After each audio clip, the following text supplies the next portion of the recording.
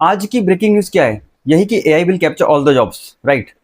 But आज से 25-26 साल पहले आई इस मूवी में हमें इससे भी एक स्टेप आगे का दिखाया है, जहां एआई और मशीनों ने न सिर्फ इंसानों की जॉब पे कब्जा किया है, बल्कि उन्होंने इंसानों पे ही कब्जा कर लिया है। जी हाँ, मैं बात कर रहा हूँ मूवी मैट्रिक्स के बारे में। तो कहानी सबको पता है, मूवी सबने देखी है। तो इस कहानी के बारे में या इस मूवी के बारे में बात नहीं करते। मैं बात करना चाहता हूँ एक पर्टिकुलर सीन के बारे में, जो देखा तो मैंने 20-25 साल पहले था, बट समझ में शायद अब आया है। देखते हैं। Do not try and bend the spoon. That's impossible. Instead, only try to realize the truth. What truth? There is no spoon. There is no spoon? Then you'll see that it is not the spoon that bends, it is only yourself.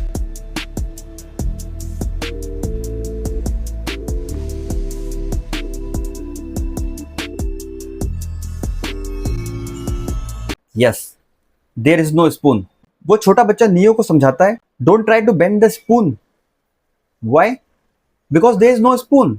ये बात उस समय समझ में नहीं आती कि there is no spoon. Y?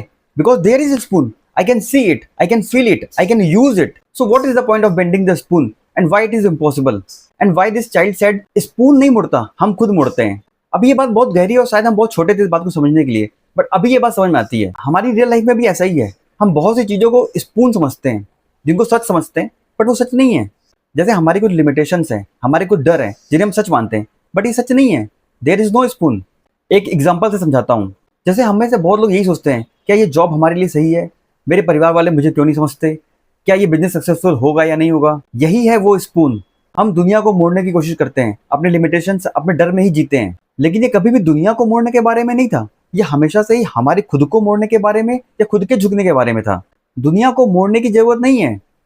घर वालों को तुम्हारे हिसाब से चेंज होने की जरूरत नहीं है। जॉब को तुम्हारे हिसाब से चेंज होने की जरूरत नहीं है। बिजनेस को तुम्हारे हिसाब से चेंज होने की जरूरत नहीं है।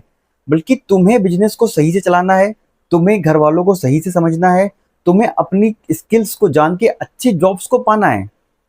ये हमेशा से तुम्हारे बारे में था, कभी भी दुनिया के बारे में नहीं था। और मैं इसे सामने दुनिया में ढूंढने की कोशिश कर रहा हूँ, इसीलिए फेल हो रहा हूँ। तुम्हें बस नियो की तरह उस मैट्रिक्स के आगे देखना है। एक बार झांको, उसके अंदर झांको, उस मैट्रिक्स को हटा के उसके पार झांकने की कोशिश करो। उधर है रियल दुनिया, उधर है तुम्हारा रियल तुम। मैं ये नहीं कह रहा कि तुम्हारे अंदर का नियो जाग गया है और तुम इस मैट्रिक्स को तोड़ दोगे और ओवर द नाइट सब कुछ सही हो जाएगा। पर हाँ, अब तुम्हारे अंदर के नियो को सत्य पता है, और सत्य यही है कि ये सब ख्याली भूत तुम्हारे दिमाग में है। तुम्हें उनके आगे निकलना है और मचाना है। तो जाओ मचाओ और अपने भाई को फॉलो करो। तब तक मैं जरा एक काम कर लेता हूँ।